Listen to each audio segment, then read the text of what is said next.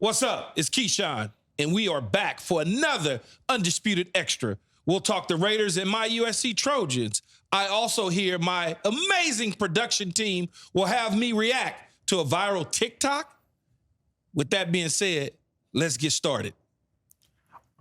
All right, Keyshawn, former linebacker Antonio Pierce notches his first win for the Raiders as interim head coach in the wake of McDaniels getting the boot.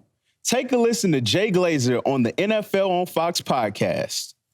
Antonio Pierce decided to do once he got in there. He addressed the entire building, which is kind of the opposite of Josh McDaniels' approach. He went and addressed everybody in there, trying to get everybody to realize, hey, we know you're all part of this. We're part of this. We're in this together. And that's kind of not the way that Josh had done it. But also, like right out of the gate, he said, look, I'm going to use Josh Jacobs and Davante Adams. And he pointed out Jimmy Johnson's teams. Everyone knew Emmitt Smith and Michael Irvin were getting the ball. Oh, well, they were still getting the ball. We weren't trying to be too fancy with it. Do you think he's got a chance to? It depends what happens. I don't think they're going in with this going, okay, he's just going to be the interim and that's it. I think Mark Davis is hoping he brings some stability and culture to that place so he doesn't have to make another. This is one of the most exciting and fascinating things that I've seen in a very, very long time. Now, I personally have a personal relationship with Antonio Pierce. We came into the National Football League to a point together. We've been around each other in Los Angeles for a very, very long time. And here's a little bit of a nugget. He used to be my defensive coordinator on my 7-on-7 team that I started way back when with my son and my nephew. So I'm excited for Antonio. It's certainly going to work out. The players respond to Antonio, okay? Mark Davis got it wrong a couple years ago when he did not listen to his team when they wanted him to hire Rich Bisaccia. This time around, he will not get it wrong. Antonio Pierce is there to stay because the team is going to certainly respond to him. Even if he goes 500 the rest of the way, that doesn't mean that he doesn't get the fair opportunity and chance to get hired. How do you hire Josh McDaniel? How do you hire Joe Judge? How do you hire Matt Patricia? And I'm just picking those three because they came to mind as guys that had little to no experience at all in terms of being head coaches or playing at a high level in the National Football League. Antonio Pierce was a star linebacker for the New York Giants. He was the heart and soul of that defense that went on to win that Super Bowl. And when you think about it, what other guy would you want in the locker room that could resonate and communicate and the players respond to? They were not responding to Josh McDaniel. Hell, for the most part, they were not responding to John Gruden. You've gotten it wrong multiple times. So in order to get the Raiders back to where they should be, you got to hire Antonio Pierce regardless of the outcome of the rest of the season. Keyshawn, let's go a little deeper. After the win, Antonio Pierce acknowledged the NFL history the Raiders made on Sunday. Take a listen to this from his presser. If you can describe the feeling you had when you walked through the tunnel for that very first time and the opportunity to take that picture with Champ and Sandra right after you walked. First of all, like I said, butterflies. I've had it 3 times as a professional. My first game in the NFL and the Super Bowl. And then my first game as a head coach. That was special. But the other part that was special is the history that we made today. Black president, female, black general manager, Champ Kelly, and then obviously myself. You don't take that for granted. Again, humbled by the opportunity. And when you look at it, it's just something that, if it goes forever, if it doesn't, for that one moment, we had that opportunity. If it's the next 9 games or so ever, let it be. But very humble. Keyshawn, we know black head coaches have been historically underrepresented in the NFL. Does this set an important precedent for other teams around the league? Well, I think look, first of all, it's coming from the Raiders. We know that the Raiders have always been on the cutting edge of doing things the way they wanted to, whether it was hiring Amy Trask as the first female president of a team some time ago, or whether it's hiring the first black head coach at Art Shell and then giving Art Shell a second time around, hiring Hugh Jackson, another African-American head coach. So it certainly is going to open up some eyes in the National Football League. But for the most part, you have to do it because you want to do it. You can't do it just because somebody else did it. In your heart, if you are an owner or president of a team or a general manager of a team seeking for a candidate to become, a part of your organization as a head coach, and if he's qualified and he knows what he's doing, You give him the opportunity. Far too many times in this league, we just tend to do the good old boy thing. We're going to hire our buddy because when we were in college, we drove to school together and we were walk-ons together and we studied together. And I married his sister's cousin's uncle's brother. The nepotism game. Now you're looking at the Raiders situation and they've got 3 African-Americans at the top position, president of a team, a general manager, and a head coach. I mean, what more do you want? Now you take this and you put this together and they go on a winning streak. And if you are blind to it and you don't want to be a part of it as another team in the National Football League, then that's your problem. That's your problem, and you'll continue to be behind the sticks. Speaking of problems, last week we talked a lot about Davante Adams being unhappy in Vegas, but he looked pretty balled in on Sunday. Watch this. New chapter, we writing our own script. Write our own script, man. That's just one step, man. You guys know how this go. But more importantly, man, this is about us. This is about you. You guys made up your minds what we was going to do, and we did it. Exactly what we said, and then we did it. Hey, man, I know the coaches, the whole organization, the whole building is proud of us. More importantly, I'm happy for you guys. That was rough the last 2 weeks. Biggest window, the front window. And guess what? Every door we go into, we're kicking that from now on. But no thanks about it, man. Hey, man, you know what this time is? I'll see you Wednesday!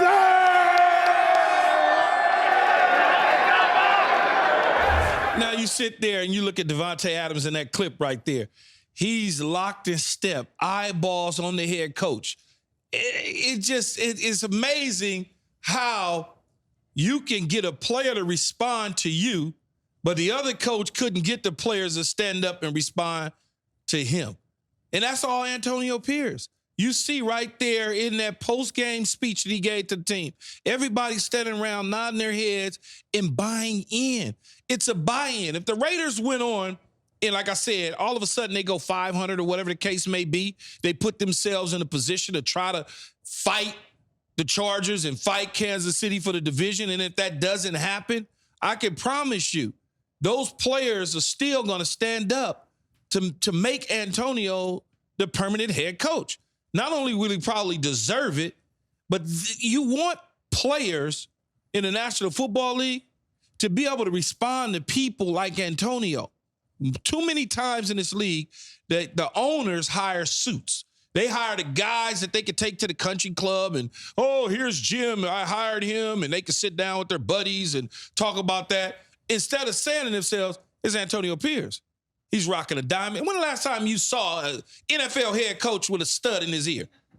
Certain owners right now are rolling over in their graves looking at that. They're like, oh, no, there's no way that my wife would want this. But not anymore. And Mark Davis is showing that right now, that you got to hire people that can resonate with that locker room. Damn upstairs. Damn the country club and the bingo rooms and the wine and who can tell you what the label on the wine is and how great the wine is. You hire somebody that like to drink tequila. That's what you should hire. Keyshawn, if you're a superstar on a team, what does an interim head coach need to do in order for you to go to the front office and vouch for his job? Well, I think if it boils down to it, and I got an interim head coach, which I've never had before, but if I was in that situation, I just want to have a coach that I believe in, that I'll run through a wall for. That now I could go to the front office and say, yo, he's doing everything the right way. He's getting it done. We are responding to him. Look at how happy everybody is. Look at the way we are practicing. In reference to Antonio Pierce and the Raiders, for instance, they're playing music in the locker room, okay? A lot of head coaches, man, it would drive them crazy. But the generation and the world that we in, this is what they want. This is going to be somewhat of a Coach Prime effect for the Las Vegas Raiders to a degree. This is professional football. Guys are making millions of dollars, but it's going to be a prime effect to what Antonio Pierce is doing. You watch what I'm telling you. Oh, we got to take it to your USC Trojans, or the quote-unquote real SC, took another L on Saturday by the Washington Huskies. Your team is now out of the top 25. You're not in contention for the CFB playoffs, or even the Pac-12 championship. The only positive, your defensive coordinator got fired on his day off. Keyshawn, is the Lincoln Riley experience a failure? No, the Lincoln Riley experience is not a failure by no stretch of the imagination. Last year, we was in the thick of things in his first year.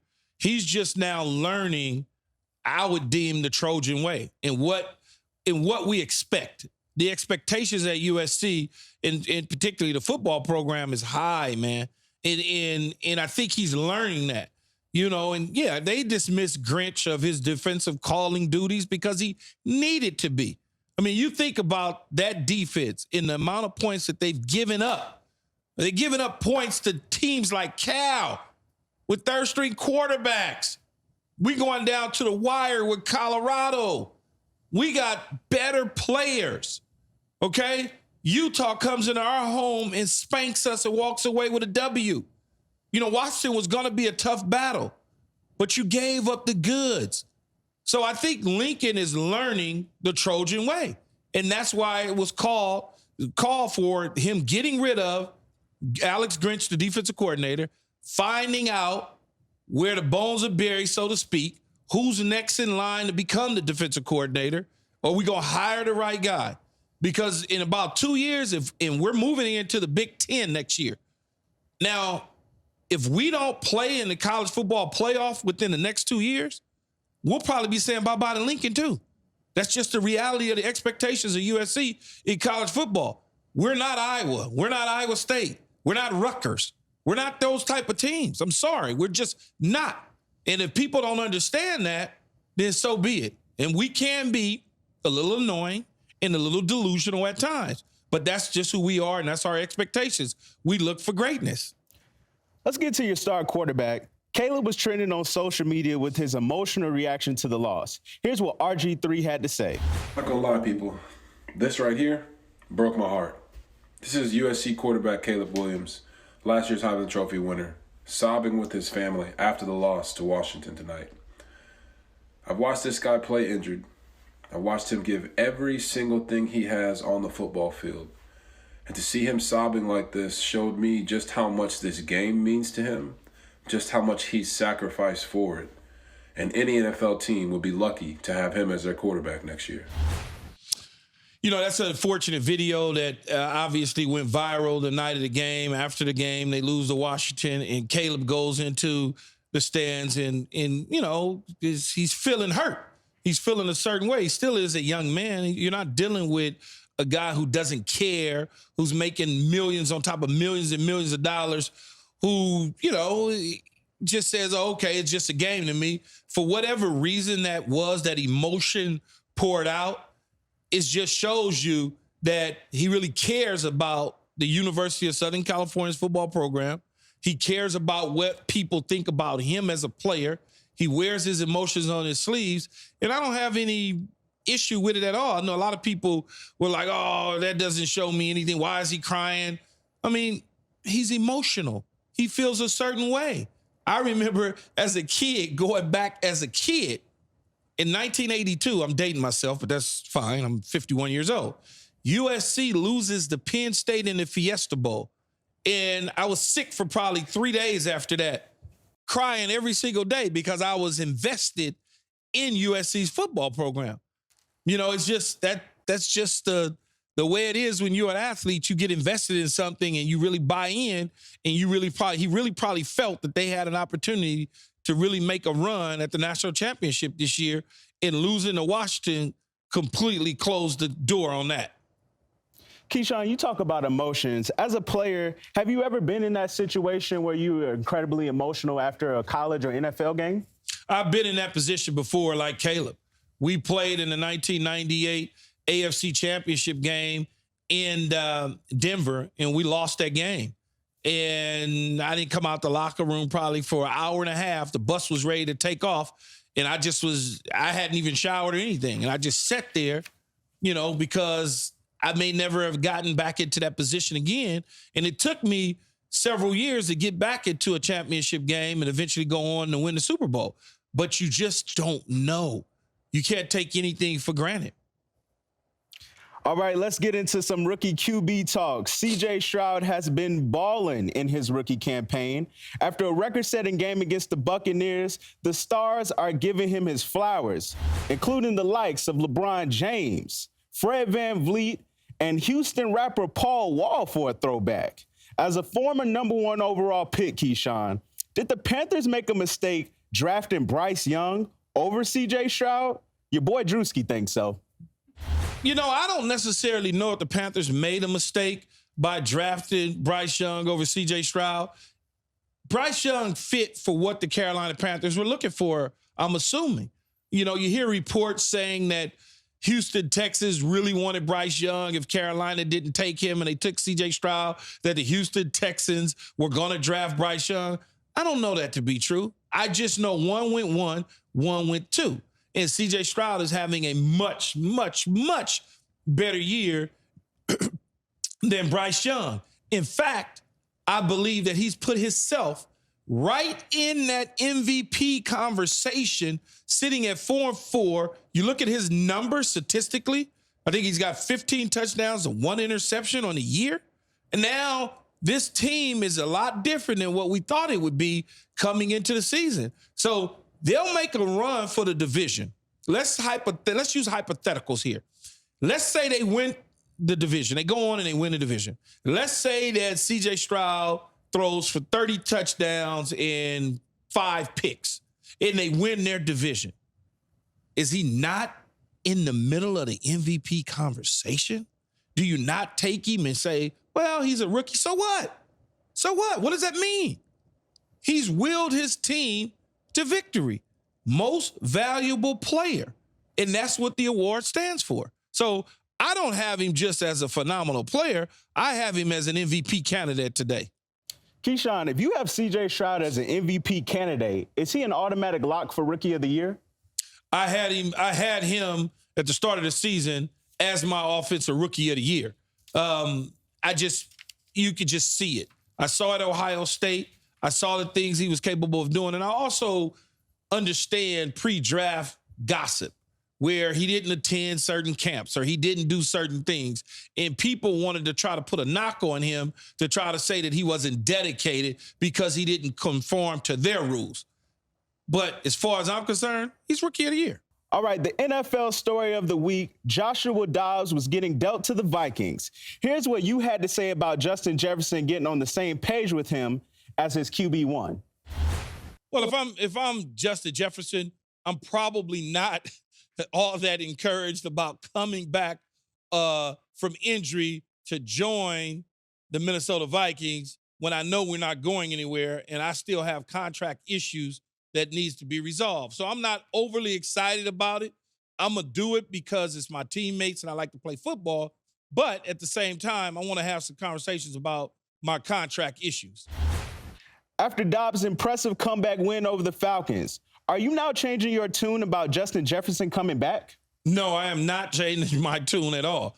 I want to know what are we going to do long term at the quarterback position. I also want to know what's up with my contract, man. Like, let's get this figured out, because stepping on the field and putting myself in harm's way, that probably would be in my best interest. So I want to know, first and foremost, what are we doing about my contract, and what are we going to do about the quarterback issues long term? Now, I know that Dobbs came in and he did a phenomenal job without really any preparation at all.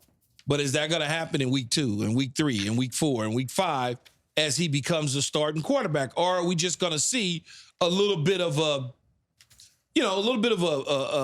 hiccup like we saw in Arizona after beating the Dallas Cowboys? Everyone was going crazy about Joshua Dobbs. And then it kind of tailed off. Are we going to see that same tail off here in the next several weeks as a Minnesota Viking? That's a wrap. Thanks for joining me today. You already know I'll be back. Stay locked in. I'm Keyshawn with Undisputed. Thanks for watching, Undisputed fans. Do you want more highlights from the show? Make sure to click that subscribe button for all the exclusive content from Undisputed.